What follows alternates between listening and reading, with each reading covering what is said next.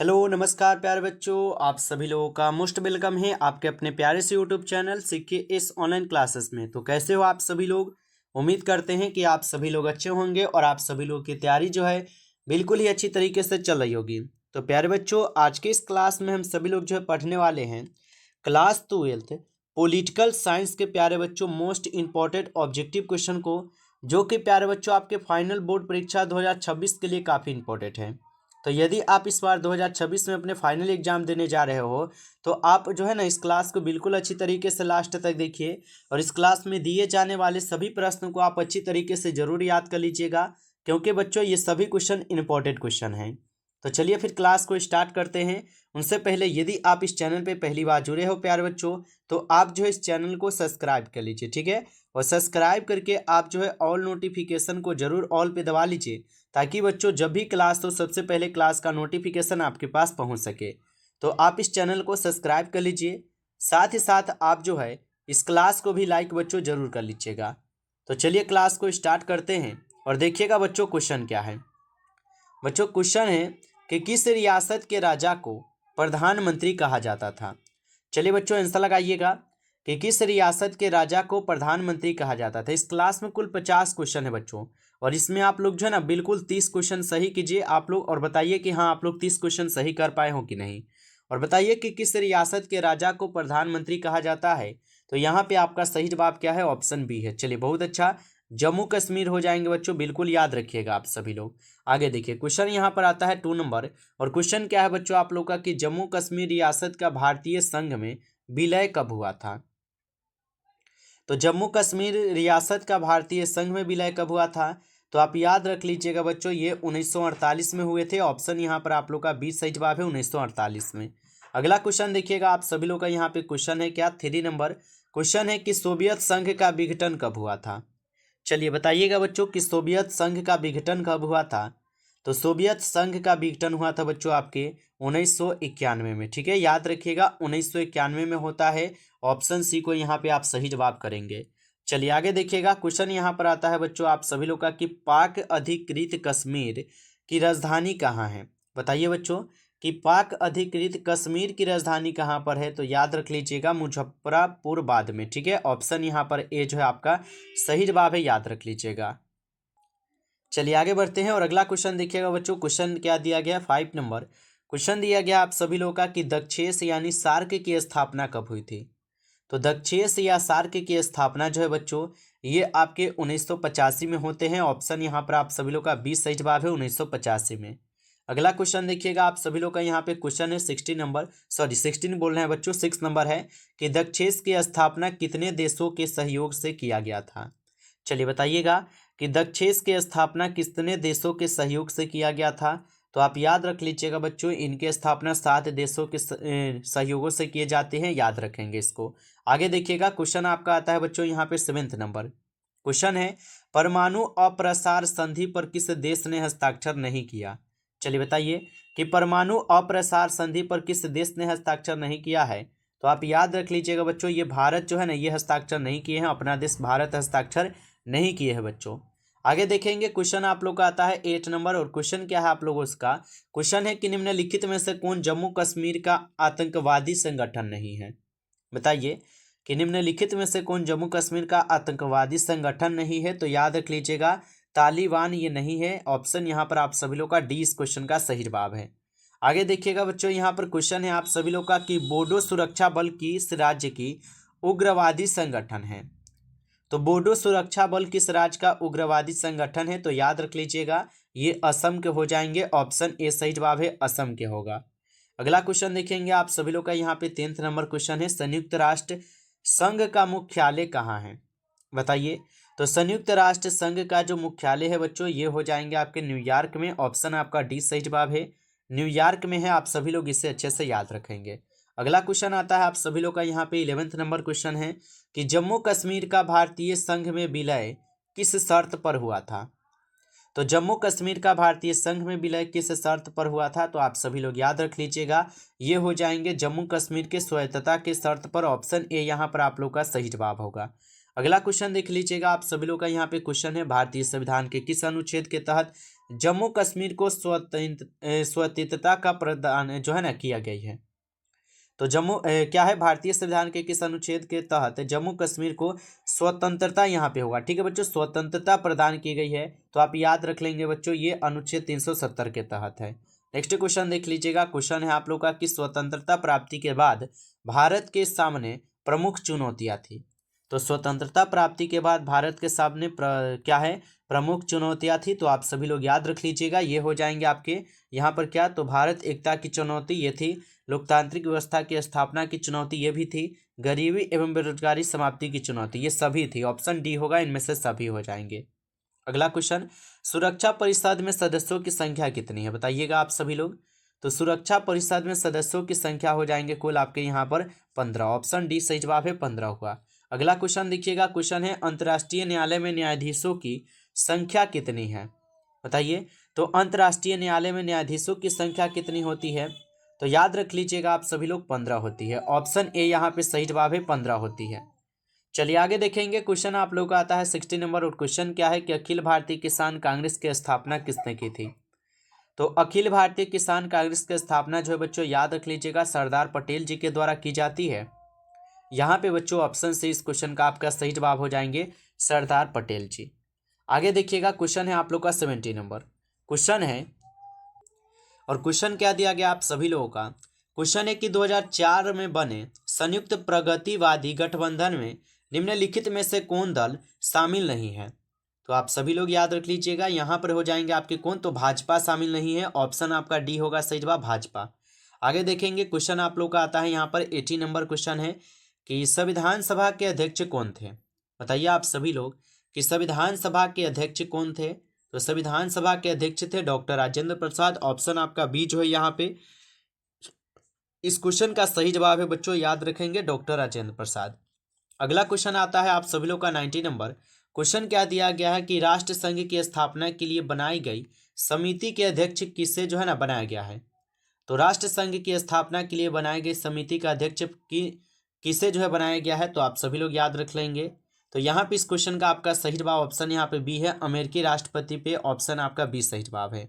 अगला क्वेश्चन देखेंगे आप सभी लोग का। क्वेश्चन है, सुरक्षा परिषद में मतदान प्रक्रिया पर विचार विमर्श किस सम्मेलन का मुख्य विषय रहा है। तो आप याद रख लीजिएगा, ये याल्टा सम्मेलन के हो जाएंगे। ऑप्शन डी यहाँ पे सही जवाब है, याल्टा सम्मेलन। आगे देखिएगा। क्वेश्चन आपका आता है कि कांग्रेस ने किस प्रकार का समाजवाद अपनाया है। तो कांग्रेस ने किस प्रकार का समाजवाद अपनाया है, तो आप सभी लोग याद रख लीजिएगा, ये गांधी का सर्वोदय अपनाए हुए हैं। ऑप्शन से सही जवाब है, गांधी का सर्वोदय। अगला क्वेश्चन आता है आप सभी लोग का यहाँ पे 22 नंबर। क्वेश्चन है कि प्रधानमंत्री श्री नरेंद्र मोदी किस दल के हैं। चलिए बताइएगा, प्रधानमंत्री श्री नरेंद्र मोदी किस दल के हो जाएंगे। तो आप इसको अच्छे से याद रख लीजिएगा कि प्रधानमंत्री श्री नरेंद्र मोदी जो है ये हो जाएंगे आपके किस दल के, तो भारतीय जनता पार्टी के है। ऑप्शन आपका सही जवाब है, भारतीय जनता पार्टी। आगे देखेंगे। क्वेश्चन है आप सभी लोग का 23 नंबर। क्वेश्चन है कि दिल्ली के मुख्यमंत्री श्री केजरीवाल किस दल के हैं। तो दिल्ली के मुख्यमंत्री श्री केजरीवाल जो ये किस दल के थे, तो याद रख लीजिएगा, आम आदमी पार्टी के थे। ऑप्शन आपका बी सही जवाब है, आम आदमी पार्टी के थे। आगे देखिएगा। क्वेश्चन आप लोग का आता है यहाँ पर आप सभी लोग का 24 नंबर। क्वेश्चन है कि परंपरागत सुरक्षा नीति के कौन कौन से तत्व हैं। तो परंपरागत सुरक्षा नीति के कौन कौन से तत्व है, तो आप अच्छे से इनको याद रख लीजिएगा। यहाँ पर हो जाएंगे आपके कौन कौन से तत्व, तो आप अच्छे से इनको याद रखिएगा, ये हो जाएंगे इनमें से सभी तत्व। ठीक है, ऑप्शन आपका डी सही जवाब है, इनमें से सभी तत्व होगा। आगे देखेंगे। क्वेश्चन आप लोग का आता है कि किस संधि में परमाणु परीक्षण को पूर्णतः वर्जित किया गया है। तो किस संधि में परमाणु परीक्षण को पूर्णतः वर्जित किया गया है, तो आप याद रख लीजिएगा बच्चों, ये हो जाएंगे व्यापक परीक्षण प्रतिबंध में। ऑप्शन आपका सी सही जवाब है, याद रखिएगा। अगला क्वेश्चन है 26 नंबर की, कांग्रेस का विभाजन का प्रमुख कारण रहा है। तो कांग्रेस के विभाजन का प्रमुख कारण क्या रहा है, तो याद रख लीजिएगा, यहाँ पे इस क्वेश्चन का आपका सही जवाब ऑप्शन डी हो जाएंगे, इनमें से सभी कारण। अगला क्वेश्चन है कि कांग्रेस का प्रभुत्व काल कब से कब तक जो है ना माना जाता है। तो कांग्रेस का जो प्रभुत्व काल है ये कब से कब तक माना जाता है, तो ये 1952 से 1967 तक मानी जाती है। ऑप्शन बी सही जवाब है, 1952 से 1967 तक। आगे देखेंगे। क्वेश्चन आता है आप सभी लोगों का कि औपनिवेशिक शासक ने मुक्त हुए बहुत से देशों में क्या है, अलोकतांत्रिक शासन अपनाने के पीछे मुख्य कारण थे। तो यहाँ पे मुख्य कारण है देश में मतभेद एवं संघर्ष को बढ़ावा मिलेगा। ऑप्शन ए यहाँ पर आप लोग का सही जवाब है। आगे देखिएगा, क्वेश्चन आप लोग का आता है 29 नंबर क्वेश्चन है कि संविधान द्वारा किस भाषा को राजभाषा का दर्जा दिया गया है। बच्चों यहाँ से क्वेश्चन आपके पेपर में जो ना 100% देखने को मिलेंगे, आप अच्छे से इनको याद कीजिए, ठीक है। और संविधान द्वारा किस भाषा को राजभाषा का दर्जा है, तो आप बताओगे ये हिंदी भाषा को राजभाषा का दर्जा दिया गया है। आगे देखेंगे, सामाजिक न्याय के साथ विकास किस पंचवर्षीय योजना का जो है ना मुख्य उद्देश्य था। बताइए यहाँ पे आंसर क्या होगा। अगर आपको नोट्स चाहिए प्यारे बच्चों, तो आप इस नंबर पे हमारे पास एसएमएस करेंगे व्हाट्सएप पर 962 18 834, ठीक है। अगर आपको नोट्स चाहिए तो इस नंबर पे व्हाट्सएप पर एसएमएस करेंगे और आप सभी लोग को नोट्स लिखकर एसएमएस करना है, ठीक है। इस प्रकार से आपको नोट्स लिखना है और नोट्स लिखकर आप लोग को एसएमएस करना है कि कहना है सर हमके नोट्स चाहिए, ठीक है। आपको प्यारे बच्चों सभी नोट्स मिल जाएंगे और जो भी आपका सब्जेक्ट हो आप उसको अच्छे से लेकर पढ़ सकते हो। क्या है, 962 18 834 न होगा, ये 8 को आप काट लीजिएगा, ठीक है। 834 होगा, आप याद रख लीजिएगा। या फिर से नंबर दे देते हैं, ये एक बार लिख लीजिए 962 18 834, ठीक है। इसको स्क्रीनशॉट ले लीजिए, ठीक है, क्योंकि ये नंबर है ना उसमें थोड़ा मिस्टेक हो गया है। चलिए और बताइए, सामाजिक न्याय के साथ विकास किस पंचवर्षीय योजना का मुख्य उद्देश्य था। तो आप याद रख लीजिएगा, ये आपके 6ठी हो जाएंगे। अगला क्वेश्चन देखेंगे, आप सभी लोग का क्वेश्चन है कि योजना आयोग का गठन कब हुआ था। बताइए योजना आयोग का गठन कब हुआ था। तो योजना आयोग का गठन 1950 में होता है। ऑप्शन ए यहाँ पे सही जवाब है, 1950 में। अगला क्वेश्चन है आप सभी लोग का यहाँ पे, और क्वेश्चन क्या है बच्चों, आप सभी लोग का क्वेश्चन है कि बिहार का शोक किस नदी को कहा जाता है। तो बिहार का शोक आप सभी लोग याद रख लीजिएगा, कोसी नदी को बिहार का शोक भी कहा जाता है। ऑप्शन ए सही जवाब है, कोसी नदी। आगे देखिए बच्चों, यहाँ पर क्वेश्चन है, पृथ्वी के चारों ओर जैव संक्रियता का पतला अवकारना क्या कहलाता है। तो बच्चों ये कहलाते हैं आप सभी लोग का जैव मंडल, याद रखिएगा इसको। आगे देखिए, क्वेश्चन है आप सभी लोग का 1965 और 1971 में भारत का किस देश से युद्ध हुआ था। तो 1965 और 71 में भारत को किसके साथ युद्ध हुआ था। तो आप बता दोगे ये पाकिस्तान के साथ युद्ध हुआ था, याद रखिएगा। आगे देखिए बच्चों, यहाँ पर क्वेश्चन है कि भारत संयुक्त राष्ट्र संघ का सदस्य कब बना था। तो भारत जो है ये संयुक्त राष्ट्र संघ का सदस्य बना था आपके कब, 1945 में। ऑप्शन है यहाँ पे सही जवाब है, 1945। अगला क्वेश्चन देखिएगा, आप सभी लोग का क्वेश्चन है कि शिमला समझौता पर भारत के किस प्रधानमंत्री ने हस्ताक्षर किए हैं। तो शिमला समझौते पर भारत के किस प्रधानमंत्री ने हस्ताक्षर किया है। तो इंदिरा गांधी हस्ताक्षर किए हैं। ऑप्शन सी सही जवाब है, इंदिरा गांधी। अगला क्वेश्चन आता है आप सभी लोग का कि अंतर्राष्ट्रीय अणु ऊर्जा अभिकरण की स्थापना कब हुई थी। तो अंतर्राष्ट्रीय अणु ऊर्जा अभिकरण की स्थापना जो है साथियों, ये 1957 में होते हैं। ऑप्शन बी सही जवाब है, 1957 में। अगला क्वेश्चन आता है आप सभी लोग का कि भारत के पहले कानून मंत्री कौन थे। बताइएगा भारत के पहले कानून मंत्री कौन थे। तो भारत के पहले कानून मंत्री अंबेडकर जी थे। ऑप्शन आपका बी सही जवाब है, अंबेडकर जी हो जाएंगे। अगला क्वेश्चन देखेंगे, आप सभी लोग का क्वेश्चन है, भारतीय निर्वाचन आयोग का गठन किया गया था। तो भारतीय निर्वाचन आयोग का गठन जो है बच्चों, ये आपके जनवरी 1950 में की जाती है। ऑप्शन सी सही जवाब है, जनवरी 1950। अगला क्वेश्चन आता है आप सभी लोग का कि हरित क्रांति का जनक किसे माना जाता है। बताइए कि हरित क्रांति का जनक किसे माना जाता है। तो हरित क्रांति का जनक एम एस स्वामीनाथन को मानते हैं। ऑप्शन ए सही जवाब है, एम एस स्वामीनाथन होगा। आगे देखिएगा, क्वेश्चन है आप लोग का कि मैकमोहन रेखा कहाँ है। बताइए मैकमोहन रेखा कहाँ है। तो मैकमोहन रेखा जो है साथियों, ये आपके अरुणाचल प्रदेश में है। ऑप्शन बी इस क्वेश्चन का सही जवाब है, अरुणाचल प्रदेश।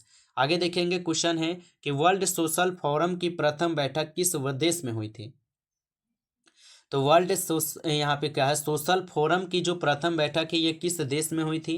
तो आप याद रख लीजिएगा, ब्राजील में हुई थी। आगे देखेंगे, क्वेश्चन है आप सभी लोग का कि गरीबी हटाओ का नारा किसने दिया था। बताइए गरीबी हटाओ का नारा किसने दिया था।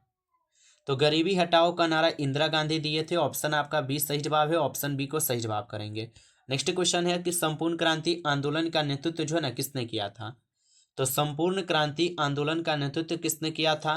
तो जयप्रकाश नारायण जी करते हैं। ऑप्शन सी आपका सही जवाब है, जयप्रकाश नारायण जी। अगला क्वेश्चन देखिएगा, आप लोग का क्वेश्चन है कि जनता पार्टी जनसंघ कांग्रेस फ्रॉड डेमोक्रेसी और संगठन कांग्रेस अप्रैल 1977 में विलय कर कौन सी पार्टी बनाए गए हैं। तो आप याद रख लीजिएगा, यहाँ पर आपके जनता पार्टी बनाए गए हैं। आगे देखेंगे क्वेश्चन आता है आप सभी लोग का यहाँ पे कि भारत में नई आर्थिक नीति किस वर्ष जो है शुरू की गई थी। तो भारत में नई आर्थिक नीति जो है ये शुरू होती है 1991 में। ऑप्शन आपका बी हो जाएगा 1991 में। अगला क्वेश्चन आता है आप सभी लोग का कि वैश्वीकरण के कारण विश्व का स्वरूप किस प्रकार का हो गया है। तो वैश्वीकरण के कारण विश्व का स्वरूप किस प्रकार का हो गया है, तो आप बता दोगे ये वैश्विक गांव का। ठीक है, वैश्विक गांव का। आगे देखेंगे क्वेश्चन है भारतीय संघीय व्यवस्था में किसे अधिक शक्तियां प्राप्त हैं। तो भारतीय संघीय व्यवस्था में किसे अधिक शक्तियां प्राप्त है, तो याद रख लीजिएगा केंद्र को सर्वाधिक शक्ति प्राप्त होती है। ऑप्शन ए सही जवाब है, केंद्र को। आगे देखेंगे क्वेश्चन आता है आप सभी लोग का कि तेलुगु देशम किस राज्य का क्षेत्रीय दल है। तो तेलुगु देशम किस राज्य का क्षेत्रीय दल हो जाएंगे, तो आप याद रख लीजिएगा ये हो जाएंगे आप सभी लोग का यहाँ पे आंध्र प्रदेश के। ऑप्शन से सही जवाब है। आगे देखेंगे क्वेश्चन है कि सौराष्ट्र किस राज्य का अंग है, बताइए। तो सौराष्ट्र किस राज्य का अंग है, तो ये तो गुजरात का है। ऑप्शन डी होगा सही जवाब।